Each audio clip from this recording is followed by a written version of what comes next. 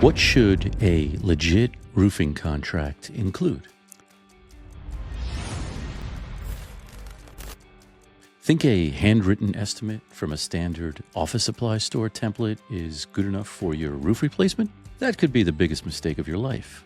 I've seen far too many homeowners get burned by contracts that weren't worth the paper they were written on.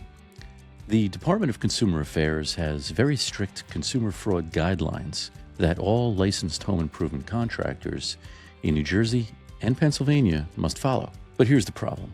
Most of the contracts homeowners are handed today completely fail to meet these requirements. In this video, I'm going to walk you through exactly what needs to be in your roofing contract to protect yourself and your investment. I'll show you the critical elements that separate a legitimate contract from one that could leave you exposed to major problems. And most importantly, I'll explain why any contractor still using handwritten or generic downloaded contracts in 2025 is likely cutting corners in other areas of their business as well.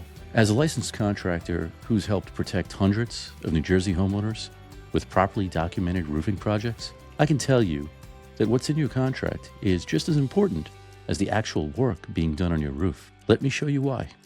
First, let's talk about what a legitimate roofing contract should look like. The contract needs to be professional and clearly lay out all of the materials that will be used on your home. This isn't just about looking nice. It's about having a detailed record of exactly what you're paying for. The contract should specifically list the name of all the brands of materials that will be used, from the shingles down to the underlayments and all of the other accessories. Think about it this way.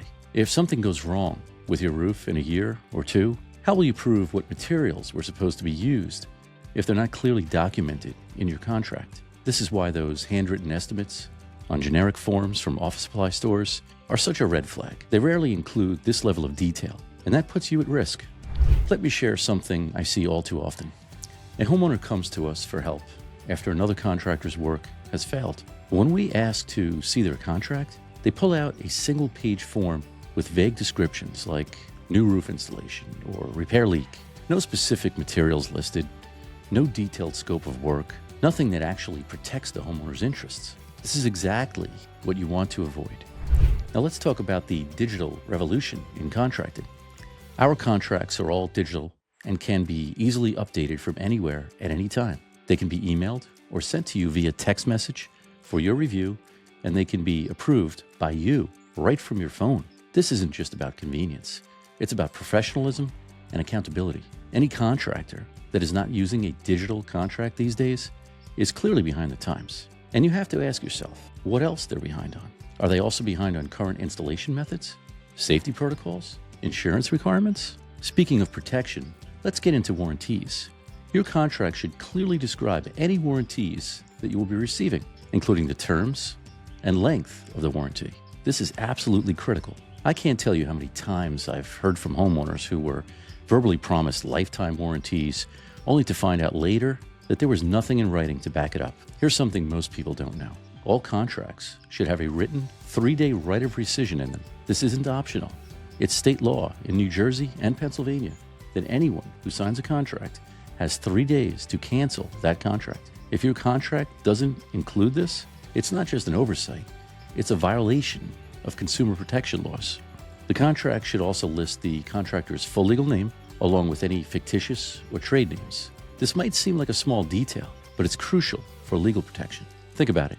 If something goes wrong, how will you track down a contractor who only gave you a business name with no legal entity attached to it? The contract should also have their state license numbers on it, and this allows you to verify their credentials and ensures they're operating legally. Finally, this might seem obvious, but you'd be surprised how often it's been overlooked. The contract should be signed by both you and the contractor.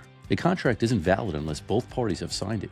Make sure you get a copy of the fully executed contract for your records. Look, I know this might seem like a lot to think about when you're just trying to get your roof fixed or replaced, but trust me, taking the time to ensure your contract includes all these elements can save you from major headaches down the road. Remember, a legitimate roofing contract isn't just about protecting the contractor.